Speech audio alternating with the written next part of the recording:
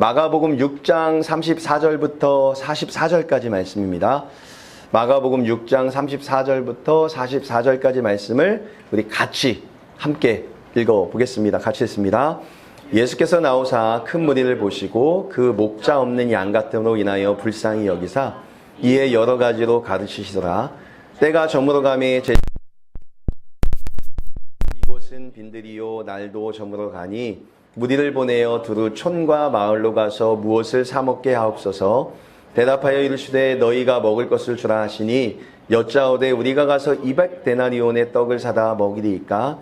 이르시되 너희에게 떡 몇 개나 있는지 가서 보라 하시니 알아보고 이르되 떡 5개와 물고기 2마리가 있더이다 하거늘 제자들에게 명하사 그 모든 사람으로 때를 지어 푸른 잔디 위에 앉게 하시니 때로 100명씩 또는 50명씩 앉은지라. 예수께서 떡 5개와 물고기 2마리를 가지사 하늘을 우러러 축사하시고 떡을 떼어 제자들에게 주어 사람들에게 나눠주게 하시고 또 물고기 2마리도 모든 사람에게 나누심에 배불리 먹고 남은 떡조각과 물고기를 12바구니에 차게 거두었으며 떡을 먹은 남자는 5,000명이었더라. 아멘. 오늘의 말씀의 제목은 기적은 멀리서 일어나지 않습니다. 기적은 우리 안에서 일어납니다. 라는 제목으로 나누고자 합니다. 오늘 말씀을 읽으면서 우리 교회를 보는 것 같았어요. 아니, 무슨 오병이어 5,000명 먹이는 걸 가지고 우리 교회 같다니요? 라는 말씀을 하실 수도 있습니다. 이런 예수님이 하신 기적 사건을 우리 교회와 비교하는 게 좀 이상해 보일 수도 있다 라고 말할 수도 있어요. 저도 처음에 말씀을 읽을 때는 오병이어, 그러니까 물고기 2마리와 떡 5개로 5,000명을 먹이신 예수님의 능력과 은혜에 대해서 그런 관점으로 준비하려고 성경을 읽기 시작했어요. 그런데 몇 번이고 눈 씻고 찾아보니까 이게 이 말씀에서 자꾸 우리 교회가 보이는 거예요. 그래서 오늘은 분명히 그 능력을 행하신 예수님의 능력을 말하겠지만 그러나 마지막에 가서는 왜 이것이 우리 교회가 비추어 보였는지에 대해서 여러분과 함께 은혜를 한번 나눠보려고 합니다. 오늘 말씀의 배경을 한번 볼까요? 예수님께서 제자들을 둘씩 짝을 지어서 보냈던 장면이 예전에 나왔었고 제자들이 와서 그 보고를 하는 장면도 나왔었습니다. 그런데 그 순간에도 사람들은 예수님을 가만두지 않고 사람들이 엄청 많이 와서 예수님을 따르는 장면이 성경에 계속 나옵니다. 얼마나 사람들이 많았는지 예수님도 제자들도 밥 먹을 쉴 틈도 없었다라고 말하고 있어요. 매번 따라 붙는 사람들 때문에 좀처럼 쉼이 주어지지 않는 상황에 있었기므로 예수님께서 제자들에게 말씀하십니다. 얘들아, 배를 띄워라. 그리고 가서 좀 쉬자. 그래서 제자들이 예수님을 모시고 배에 타고 출발하는 장면이 나오고 있어요. 그런데 사람들이 예수님을 쫓고 싶어서 배가 가는 방향을 유심히 봅니다.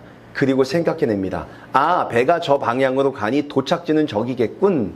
그래서 사람들이 예수님께서 도착하실 것 같은 지역으로 달려가요. 지금처럼 배가 모터가 달리거나 막 엄청 빠른 배라면 배가 더 빨랐겠지만 당시에는 이 노를 젓거나 아니면 돛을 가지고 갔을 테니까 어쩌면 성경에 보니까 사람들의 발걸음이 그 배가 가는 속도보다 더 빨라서 예수님께서 쉬러 거기에 도착했는데 이미 사람들이 거기에 엄청 많이 모여 있어서 더 이상 쉴 수 없는 시간이 되었다 라고 성경은 이야기하고 있습니다.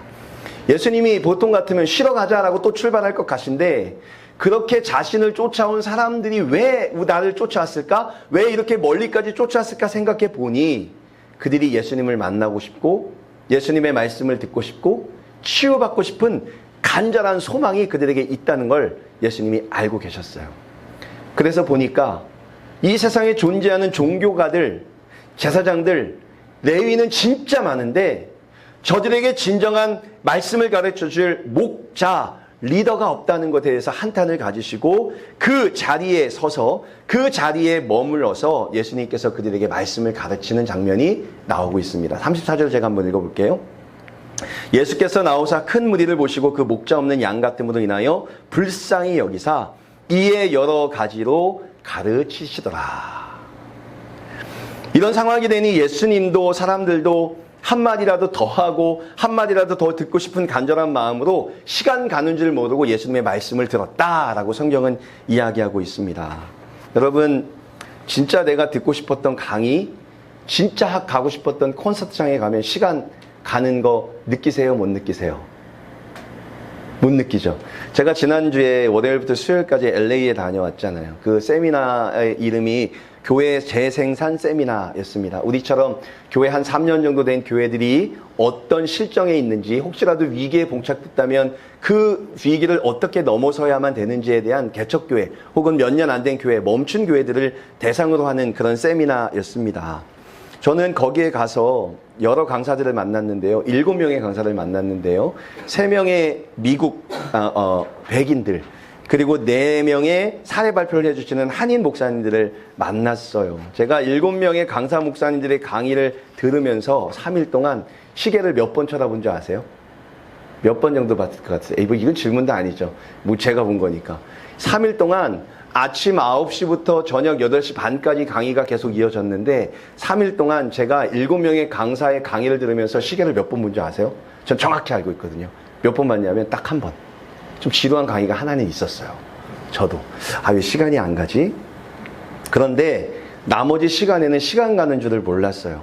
내용도 알차고 강의도 재밌고 내용이 얼마나 나한테 도움이 되는지 강사님의 얼굴만 쳐다보고 있었음에도 불구하고 1시간, 2시간이 훌쩍 지나갔어요. 시간 가는 줄 모른다라는 말이 이런 말이구나 라는 생각이 제 마음에 들었습니다. 혹시 지금 여러분이 이제 제가 설교 시작한 지 3분 정도 됐는데 설교가 왜 이렇게 길어? 시간이 왜 이렇게 안 가지? 언제 끝나? 생각하는 분들이 있나요? 아니면 제가 설교를 끝날 쯤에 돼가지고 여러분들이 설교 오늘 왜 이렇게 짧아? 라고 생각하시는 분들 있으세요? 저 얼마 전에 그런 얘기 듣죠. 목사님, 설교 더 듣고 싶어요. 왜 그러냐면 얼마 전에 여기 한인침례교회에서 청년부 왔을 때 그 목사님은 1시간 반 설교하시거든요. 그래서 제가 27분 하니까 벌써 끝이야? 또 2부 있는 거 아니야? 이러면서 목사님 설교가 진짜 짧아 이런 생각이 있었습니다. 여러분 어떠세요? 왜 이렇게 시간 안 가? 목사님 왜 오는데 설교가 이렇게 길어? 왜 이렇게 지루해? 짜증나네? 그러진 않죠? 이렇게 그날도 예수님께서 말씀을 전하시고 그 말씀을 듣고 싶어서 먼 길을 걸어온 사람들이 종일 예수님이 하시는 말씀을 달게 받아 먹으면서 마음에 쌓는 그런 행복한 시간을 보내고 있었던 것 같아요. 그런데 문제는 시간이 저녁이 됐다는 거죠. 사람들이 올 때 이 말씀이 저녁까지 갈지 아니면 몇 시에 끝날지 몰라서 집에 나올 때 도시락이나 밥을 준비해온 사람이 하나도 없었습니다. 성경에 보면 그 사람들은 들판에 있었다고 합니다. 가게도 없어요. 식당도 없어요. 사 먹을 것도 없습니다. 시간이 저녁이 되어버렸고 모든 사람이 배고팠고 아까도 말씀드렸지만 밥 먹을 틈도 없어서 도망가서 밥 먹으려고 했던 이 제자들도 배고픈 상태에 있었다는 거죠. 그래서 제자들이 먼저 예수님께 찾아와서 말씀하십니다. 예수님, 저희 밥 좀 먹읍시다. 라는 말을 직접 하지 못하고 날이 저물었고 또 저 사람들을 보내서 이제는 무엇을 사 먹게 할 시간이 된 것 같아요? 라고 해요. 사실 이 말은 저 사람들을 가서 밥 먹게 사게 먹게 해주세요 라고 하지만 사실은 어떤 말로 들리세요? 주님, 선생님 저 배고파요. 밥 좀 먹고 합시다 라고 하는 것 같지 않으세요? 금강산도 식후경 먹을 것도 먹고 쉴 때 쉬면서 강의를 들어야지 지금 여기에 있는 사람들 그리고 제자들도 배고파서 죽을 지경이죠. 예수님도 제자들도 모든 사람들도 다 먹을 게 필요했습니다. 그래서 제자들은 예수님께 밥 먹을 시간 좀 달라고 요청하고 있는 거죠. 그 사람들이 가야 자신들도 밥을 먹을 수 있는 거니까요. 그런데 예수님께서 말씀하세요. 질문 하나 할게요. 우리가 예수님이 될 수 없지만 제자들이 제가 예수님이에요. 예수님한테 예수님 저 사람들을 좀 보내가지고 밥을 먹게 해주시고 우리도 밥 먹을 시간 좀 주세요 라고 하면 여러분은 예수님의 입장에서 어떻게 말씀하실 거예요? 내가 좀 길었지? 보내자 이러시겠죠. 근데 37절 말씀해 보니까 예수님이 이렇게 말해요. 대답하여 이르시되 너희가 먹을 것을 주라. 성경에 거기에 있는 남자만 몇 명이라고 하나요? 5,000명. 남자 셀 때는 20세 이상 남자만 세요. 그러면 20세 이하의 남자들, 여자들, 노인들 다 합치면 제가 볼 때는 최소한 10,000명 이상은 되지 않을까요? 그런데 그 사람들에게 너희가 먹을 것을 주라 라고 한다면 어떻게 할까요? 그 중에 누군지 모르지만 어떤 제자가 계산이 엄청 빨랐던 사람 같아요. 막 굴려요. 계산기 두들겨요. 그리고 생각해내요. 아니 저 사람들에게 밥을 먹이려면 얼마요? 데나리온 정도의 돈이 필요한데 우리에겐 그 돈이 없습니다. 라고 말하는 거죠. 200데나리온은 얼마나 되냐면 1데나리온이 하루 노동자가 하루 일당 정도 된대요. 지금 우리 캐나다에서 하루 일당이 얼마 정도 될까요? 한 100불만 칠까요? 100 곱하기 200 하면 얼마예요? 2만 불. 2만 불 정도의 돈이 필요합니다. 예수님께 말하는 거죠. 저 5천 명을 먹이려면 2만 불 정도의 돈이 필요한데 그 돈을 우리가 가지고 있을 수도 없는 것이고 하물며 돈이 있다고 해도 갑자기 5천 명이 되는 사람들에게 밥을 먹이려는 식당을 구한다는 것은 말도 안 되는 일이 아닙니까? 얼마 전에 우리에게 이런 일이 있었어요. 한번 작년인가에 코스타를 갔던 우리 청년들은 알 것 같아요. 코스타에서는 어떤 한식 업체하고 계약을 맺어가지고 아이들의 점심과 저녁을 먹이거든요. 거기서 배달돼가지고. 그런데 점심 때 한인 업체에서 배달된 음식을 먹고 애들이 다 배탈 난 거예요. 다! 거의 대부분. 우리 애들도 배가 아프다 그러고 다음날 막 항의가 들어오고 막 그랬어요. 그런데 그 식당에서 다음날 시킬 수는 없잖아요. 근데 아무것도 준비가 안 된 거죠. 그래서 거기에 온 한 1000명 정도의 아이들에게 먹일 수 있는 음식을 만들 수 있는 식당을 찾아다니는데 못 찾는 거예요. 그래서 한 군데 찾았어요. 어딜 찾았냐면 치용. 치용에서 우리가 한번 해보겠다고 했는데 세상에나 갑자기 1000명을 먹이려니 그 사람들이 음식을 먹이려고 만드니 시간이 부족하니까 밥이 12시부터인데 12시 반이 돼도 안 오고 1시가 돼도 안 오는 거예요. 그래서 오후에 있는 프로그램이 쭉 밀린 적이 있습니다. 1000명 때문에. 보세요. 지금 화력 좋은 화덕도 있어요. 큰 그릇도 있어요. 빨리 가져다 줄 차도 있어요. 그런데도 시간을 못 맞춰서 1000명도 먹이는 게 힘들었다고요. 그런데 지금 몇 명이요? 5000명이요. 어디에 있어요? 들판에 있어요. 그때 그들에게 배달될 차가 있었겠습니까? 한꺼번에 5000명을 먹일 만한 것을 만들 수 있는 화덕이 있겠습니까? 센 가스불이 있겠습니까? 안 되는 거거든요. 누구의 말이 맞을까요? 제가 늘 말씀드리지만 지금 누구의 말이 맞아요? 주님이 너희가 가서 먹을 것을 주어라. 근데 그 중에 한 제자가 아이 예수님 말도 안 됩니다. 여기에 있는 사람 남자만 5,000명이고 이 사람들에게 먹이려면 200데나리 필요한데 돈도 없을 뿐더러 돈이 있다고 할지라도 이 사람들에게 갑자기 음식을 제공할 만한 식당을 찾는 건 말도 안 되니까 그냥 돌려보내십시다 라고 말하고 있다는 거죠. 또 제자들은 예수님께 그런 말을 하고 지켜봤을 거예요. 뭐라고 말씀하시지? 그랬더니 예수님이 이렇게 말씀하십니다. 너희에게 떡 몇 개나 있는지 가서 찾아보라. 이게 예수님만 아니면 고집불통이에요. 동문서답. 뭐예요? 공감의 능력 제로. 보세요. 예수님 저 사람들 좀 내려보내세요. 너희가 주라. 예수님 200단위는 된다니까요. 너희가 가서 찾아보라. 이게 예수님만 아니면 제가 할 수 있는 말 다 해볼까요? 고집불통, 막무가내, 벽창호지. 벽창호지 알죠? 부부싸움 하다가 남편한테 말이 안 통하면 벽을 향해 말하고 있는 것 같아라고 말하잖아요. 그 벽창호지. 지금 이게 좀 예수님께 좀 심한 표현 죄송한데 좀 이게 아직까지 마지막에 안 하시니까 이런 말을 좀 용서해 주시겠죠. 뭐 아무튼 이런 말이 돌아오는 것들이 예수님이 정말 고집불통이어서 제자들의 말은 안 듣고 자기가 하고 싶은 말만 해서 이런 말 하는 사람인가 라고 싶을 정도로 예수님은 자기 말만 하시는 분처럼 보이고 있습니다. 그런데 조금만 시선을 달리해 보면 예수님이 왜 그런 말씀을 하시는지 알 수 있어요. 제자들은요 자꾸만 없는 것에 집중해요. 우리에겐 5,000명을 먹을 만한 음식이 없습니다. 그들에게 음식을 사줄 만한 200데나리온도 없습니다. 우리 지역에서 5,000명에게 먹을 만한 음식을 만들어낼 식당도 없습니다에만 집중하고 있어요. 그러나 예수님은 달리 맞습니다. 없는 것 말고 지금 너희에게 있는 것에 집중해 보면 안 될까? 그래서 지금 너희에게 있는 게 뭔데? 있는 거라도 한번 찾아보자! 라고 그들에게 말하는 거죠. 민망하지만 제자들은 예수님의 말씀을 듣고 찾아다니기 시작했습니다. 여러분 중에 혹시라도 뭐 있는 분 계세요? 좀 내주세요. 5,000명이나 되는 사람을 다 찾아다녔는데 겨우 나온 거라고 뭐요? 물고기 2마리와 떡 5개를 들고 와서 예수님 이 정도가 있는데 이걸로 뭘 할 수 있나요?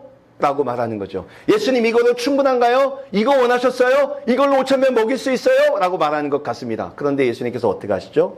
하늘을 우러러 축사하시고 제자들에게 명령하십니다.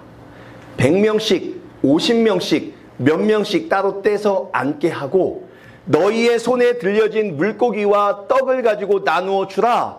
이건 또 뭐예요? 지금 손위에 있는 물고기 두 마리와 5마리 가지고 이거 5개 가지고 가는 사이에 이게 갑자기 뿅 하고 갑자기 뻥 터지면서 이게 막 트럭으로 한 트럭이 되고 그럼 모르겠지만 사람들 앞에 갈 때까지 물고기 2마리와 떡 5개만 있는 초라한 모습이라면 제자들이 그거 믿을 수 있었을까요? 근데 제자들도 믿음이 참 대단해요. 그거 나가서 100명 50명씩 떼안치고 먹여라 그러니까 그걸 또 들고 가요. 쫄래쫄래. 그리고 떡을 떼고 거기 있는 물고기를 나눠줬는데 세상에나 줘도 띄워줘도 모자라지 않을 만큼 계속적으로 불어나는 그 떡과 물고기를 마주하게 됐다는 거죠. 더 놀라운 건 다 나눠줬는데도 5,000명을 주고도 남은 것이 얼마나면 12광주리가 되었다 라고 이야기해요. 첫 번째 소결론, 여러분 없는 거에만 집중하지 마시고 조금이라도 있으면 이게 예수님의 손을 거쳤다 나오면 5,000명을 먹이고도 남을 만한 12광주리에 채우는 떡과 물고기가 된다는 걸 여러분 믿으시기 바랍니다. 예수님이 없으면 그건 물고기 2마리와 떡 5개 불가해요. 그러나 그것이 예수님의 손을 거치면 상황은 달라진다고요. 예상에 살면서 없어요, 안 돼요, 못 해요.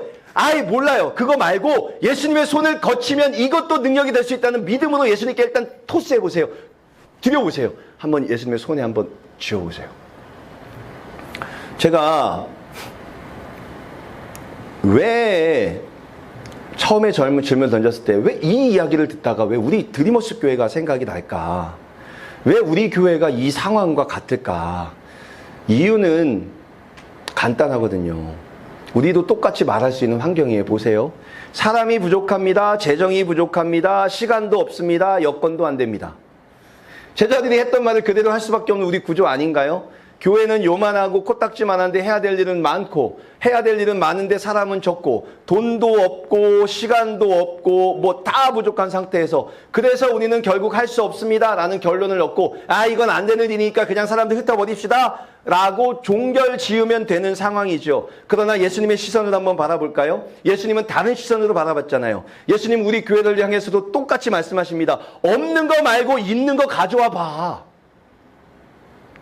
작은 헌신 하나, 작은 시간 하나, 작은 믿음 하나, 그게 떡 5개, 물고기 2마리라 할지라도 일단 가져와 봐.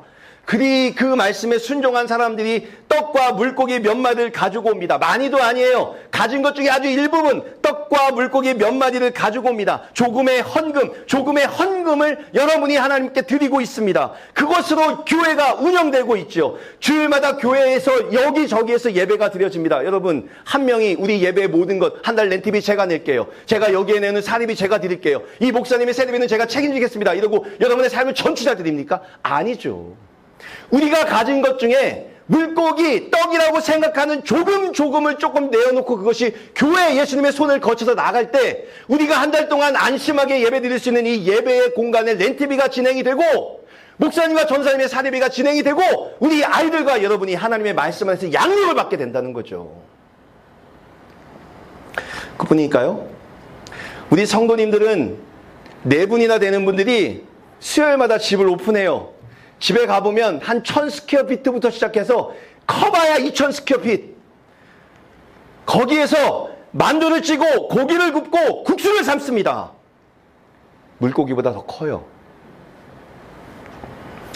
우리가 볼 때는 비록 물고기 2마리와 떡 5개 정도밖에 되지 않아 보이지만 그것이 예수님의 손을 거쳐 나올 때 그곳에서 오는 모든 사람들의 마음을 따뜻하게 만들어주는 음식이 됩니다. 그 음식을 먹으면 목구멍이 열리고 마음이 열려서 전해지는 하나님의 말씀이 그 마음에 내려지고 새겨지는 역사를 저는 보고 있거든요.